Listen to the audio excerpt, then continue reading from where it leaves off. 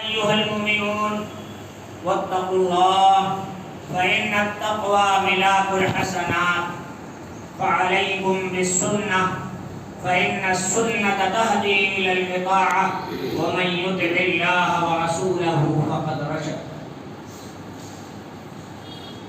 محترم حضرات، اللہ تبارک و تعالی نے قرآن پاک میں جگہ جگہ اللہ رب العزت نے ارشاد فرمایا کہ اے میرے بندو، اے انسانوں، تم مجھ سے ڈرو، تقوی اختیار کرو، اللہ سے ڈرنے والے بن جاؤ۔ اللہ کا خوف، اللہ کا ڈر تمہارے دلوں میں رہنا چاہیے۔ اللہ کا خوف، خوف الہی، یہ بہت بڑی نعمت ہے، اللہ رب العزت کی طرف سے یہ بہت بڑا انعام ہے۔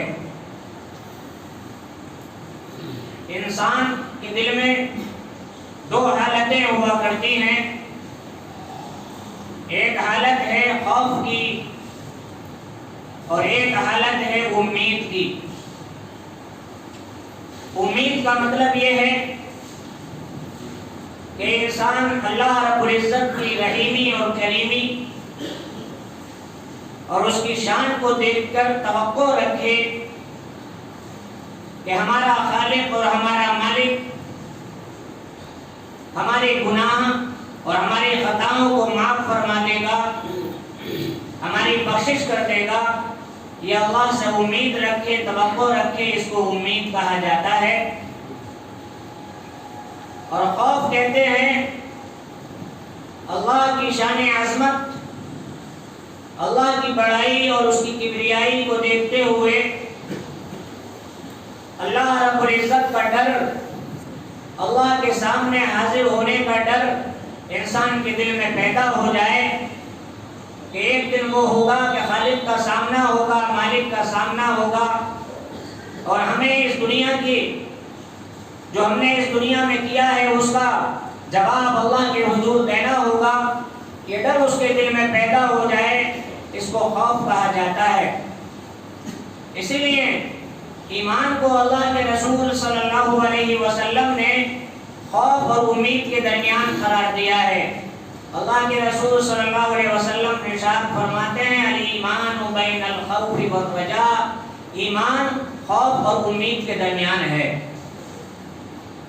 امام غزالی رحمۃ اللہ علیہ فرماتے ہیں کہ جوانی کے اندر جوان جب انسان ہو تو اس میں خوف غالب ہونا چاہیے، اس میں اللہ کا ڈر غالب ہونا چاہیے۔ یہ خوف انسان کے نفس کے تقاضوں کو توڑے گا اور گناہوں سے دور رکھے گا، گناہوں سے بچائے گا۔ اسی طرح صحت کی حالت میں، تندرستی کی حالت میں خوف غالب ہونا چاہیے، اللہ کا ڈر غالب ہونا چاہیے۔ یہ اس کو گناہوں سے دور رکھے گا یہ خوف، اور نفس کے تقاضوں کو توڑے گا یہ خوف۔ اور بڑھاپے کے اندر امید غالب ہونا چاہیے کہ جب قوا کمزور ہو جاتے ہیں، قوا کمزور پڑ جاتے ہیں، ذوق پیدا ہو جاتا ہے، اس وقت اللہ سے اپنے گناہوں کی معافی کی امید اور اس کی توقع ہونی چاہیے، مغفرت کی توقع ہونا چاہیے۔ اسی طرح سے بیماری میں امید غالب ہونا چاہیے، کمزوری کے عالم میں امید غالب ہونا چاہیے کہ اللہ رب العزت معاف فرمائے گا، اللہ رب العزت بخشش کر دے گا۔ قرآن پاک میں جن کے دلوں میں اللہ کا خوف پیدا ہوتا ہے، اللہ کا ڈر پیدا ہوتا ہے، ان کے لیے بڑی خوشخبریاں اللہ رب العزت نے سنائی ہیں۔ اللہ تبارک و تعالی ارشاد فرماتا ہے وَلِمَنْ خَافَ مَقَامَ رَبِّهِ جَنَّتَانِ، کہ جو لوگ اپنے رب کے سامنے کھڑے ہونے سے خوف رکھتے ہیں، ڈر رکھتے ہیں، انہیں اس بات کا احساس رہتا ہے، یہ ڈر لگا رہتا ہے کہ اللہ کا سامنا ہوگا کل قیامت کے دن، کل حساب کے دن، اور جو کچھ یہاں کیا تھا وہ سب ہمارے اللہ کے سامنے حاضر ہوگا اور جواب دینا ہوگا، اس وقت ہم اپنے کیے کا کیا جواب دیں گے اللہ کے سامنے؟ جبکہ وہ عالم ہوگا کہ جو سورہ زلزال میں اللہ فرماتا ہے فَمَن يَعْمَلْ مِثْقَالَ ذَرَّةٍ خَيْرًا يَرَهُ، کہ جس نے رائی کے دانے کے برابر نیک عمل کیا ہوگا وہ وہاں موجود پائے گا، حاضر پائے گا۔ وَمَن يَعْمَلْ مِثْقَالَ ذَرَّةٍ شَرًّا يَرَهُ، اور جس نے رائی کے دانے کے برابر گناہ کیا ہوگا وہ بھی وہاں موجود پائے گا، اس کو وہاں دیکھے گا۔ تو یہ خوف، یہ ڈر جس کے درمیان، جس کے دل میں پیدا ہو جائے، اللہ فرماتا ہے کہ اس کو یہ انعام ملے گا کہ اس کے لیے 2 جنتیں اللہ عطا فرمائے گا، اللہ اس کو 2 جنتیں عطا فرمائے گا۔ اور دوسری آیت میں اللہ فرماتا ہے وَلِمَنْ خَافَ مَقَامَ رَبِّهِ وَأَمَّا مَنْ خَافَ مَقَامَ رَبِّهِ وَنَهَى النَّفْسَ عَنِ الْهَوَىٰ، کہ جو شخص اپنے رب کے سامنے کھڑے ہونے سے ڈرتا رہا، لرزتا رہا، کانپتا رہا، اور اس دنیا میں یہ اس کو خیال رہا کہ مالک کے سامنے کیا جواب دوں گا، اللہ رب العزت کے سامنے کیا جواب دوں گا، یہ اس کو احساس رہا اس دنیاوی زندگی میں۔ وَنَهَى النَّفْسَ، اور اپنے نفس کو، اپنے جی کو، اپنے نفس کے تقاضوں کو اس نے باز رکھا، روکے رکھا، خواہشات سے، آرزوؤں سے، تمناؤں سے، خواہشات سے اس نے روکے رکھا اللہ کے ڈر کی وجہ سے۔ اللہ فرماتا ہے فَإِنَّ الْجَنَّةَ هِيَ الْمَأْوَىٰ، یہی وہ لوگ ہوں گے کہ ان کا ٹھکانہ اللہ رب العزت جنت عطا فرمائے، ان کو جنت میں ٹھکانہ عطا فرمائے۔ یہ خوف اللہ رب العزت کا بہت بڑا انعام ہے۔ اللہ کے رسول سید المرسلین خاتم النبیین حضرت محمد رسول اللہ صلی اللہ علیہ وسلم اسی اللہ کے خوف کو اللہ سے مانگا کرتے تھے، دعا کیا کرتے تھے۔ اللہ کے رسول صلی اللہ علیہ وسلم کی دعا مانگا کرتے تھے اللہم انی اسألک من خشیتک ما تفرق بینی و بین معصیتک، اے اللہ میں تجھ سے تیرا خوف چاہتا ہوں، تیری خشیت چاہتا ہوں، تیرا ڈر چاہتا ہوں، ایسا ڈر جو میرے درمیان اور میرے گناہوں کے درمیان آڑ پیدا کرتے۔ یقین جانیے میرے بھائیوں کہ جن کے دلوں میں اللہ کا خوف پیدا ہو جائے، جن کے دلوں میں اللہ کا ڈر پیدا ہو جائے تو ان کے لیے بڑے بڑے گناہوں سے بچنا ان کے لیے آسان ہو جائے۔ جب اللہ کا خوف دل میں پیدا ہوگا تبھی انسان گناہوں سے دور رہے گا، گناہوں سے باز رہے گا، اور جب اللہ کا ڈر دلوں سے نکل جائے گا، اللہ کا خوف دلوں سے نکل جائے گا تو وہ انسان گناہوں سے دور نہیں رہے گا۔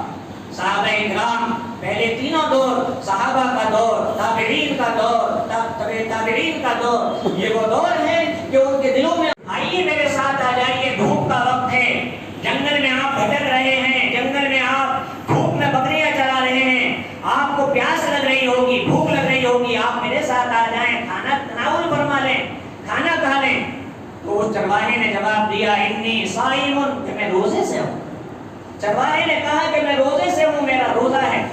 حضرت عبداللہ بن عمر حیران ہو گئے کہ اس کا ایسے وقت میں، دھوپ کے وقت میں، اور یہ جنگل میں جو کہ ریتیلا اور پہاڑوں کا علاقہ، اس میں بکریاں چلا رہا، یہ روزے سے۔ پھر حضرت عبداللہ بن عمر رضی اللہ تعالیٰ عنہ نے ایک امتحان لیا اس کا، چرواہے کا ایک آزمائش کی، اس کو جانچا، اس کو پرکھا کہ کیسا اللہ کا ڈر ہے اس کے دل میں۔ حضرت عبداللہ بن عمر رضی اللہ تعالیٰ عنہ سے ان سے کہا کہ اللہ کے بندے، ایک بکری تم مجھے فروخت کر دو، ایک بکری مجھے بیچ دو، اس کے عوض بکری کے بدلے میں تمہیں پیسے بھی ملیں گے، تمہیں روپے بھی ملیں گے، اور اس بکری جو تمہیں بیچو گے اس کو میں ذبح کروں گا اور اس کو میں بھونوں گا، اور پھر دونوں ساتھ میں کھانا کھائیں گے، شام کا کھانا کھائیں گے، ایک بکری مجھے بیچ دو۔ اس چرواہے نے کیا جواب دیا؟ اس چرواہے نے جواب دیا یا عبداللہ، اے اللہ کے بندے، اس بکری کو میں کیسے بیچ سکتا ہوں آپ کو؟ یہ بکری میری نہیں ہے، یہ بکری میرے مالک کی ہے، میرے مالک کی یہ بکری ہے، میں مالک کو کیا جواب دوں گا؟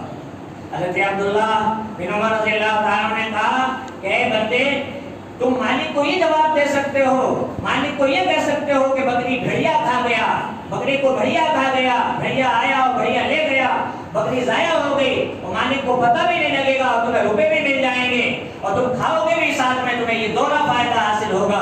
اس چرواہے کا جواب کیا تھا؟ وہ چرواہے کا جواب سنیے۔ چرواہے نے جواب دیا یا عبداللہ، مالک کو تو میں جواب دے سکتا ہوں، اے عبداللہ، مالک کو تو میں کہہ سکتا ہوں मालिक के मालिक को, अल्लाह रब्बुल इज्जत को कल क़यामत के दिन क्या जवाब दूं? क्योंकि ये बकरी मालिक को क्या जवाब दूंगा? जो मालिक का मालिक है, अहकमुल हाकिमीन, हमारा मालिक, हमारा मौला, उसको क्या जवाब दूंगा? ये डर, ये खौफ, ये अल्लाह का डर था उस चरवाहे के दिल में। इतना डरते थे। आज मेरे भाइयों, मेरे बुजुर्गों, आज अल्लाह का खौफ हमारे दिलों से निकला, अल्लाह का डर हमारे दिलों से निकला। जब अल्लाह का खौफ और अल्लाह का डर हमारे दिलों से निकला तो बड़े बड़े गुनाह करना हमारे लिए आसान बनते चले गए। हम मस्जिद से निकले तो मस्जिद से बाहर जब अल्लाह का डर नहीं है तो हम झूठ बोलना हमारे लिए आसान हो गया, ग़ीबत करना हमारे लिए आसान हो गया, बदनज़री करना हमारे लिए आसान हो गया, बेहयाई की बातें करना हमारे लिए आसान हो गया, इसलिए कि अल्लाह का खौफ दिलों में नहीं ना रहा, अल्लाह का डर दिलों में ना रहा। एक वाक़या लिखा है किताबों में, बड़ा ही इबरत आमोज़ वाक़या है।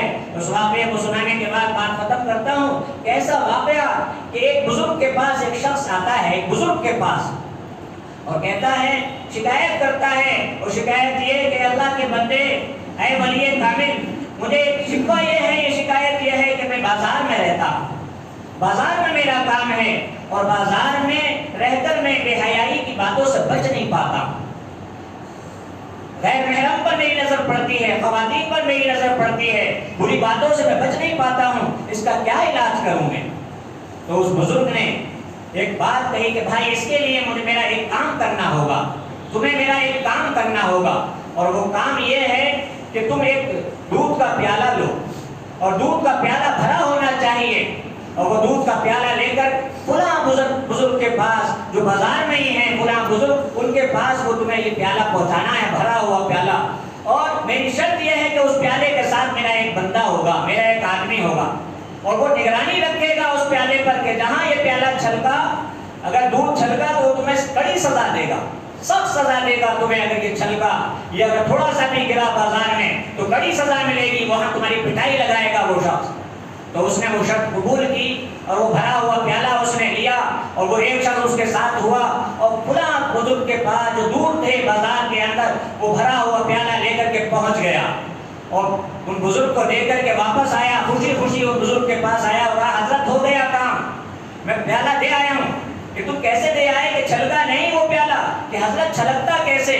कि मेरी पूरी तवज्जो बाजार के अंदर उस प्याले पर रही, उस प्याले पर रही कि कहीं छलक न जाए।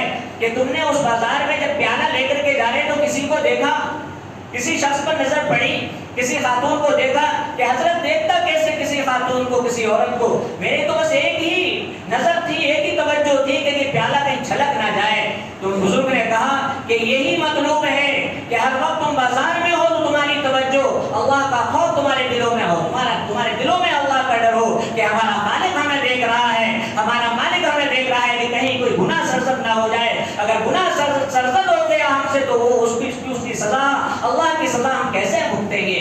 अल्लाह जब हमें सजा देगा, अल्लाह जब इस पर हमें कोड़े बरसाएंगे उसके फरिश्ते, तो हम कैसे उसको हम भुगतेंगे, कैसे उस सजा को पाएंगे? क्योंकि अल्लाह का फरमान है, इन्ना लदैना अनकालम व जहीमा, कि हमारे पास बेड़ियां होंगी और जहन्नम की अजाब होगा, जहन्नम का अजाब होगा। ये अल्लाह रब्बुल इज्जत ने ये डर था, ये खौफ बिठाया था दिलों में, तो गुनाहों से बचना आसान हो गया था।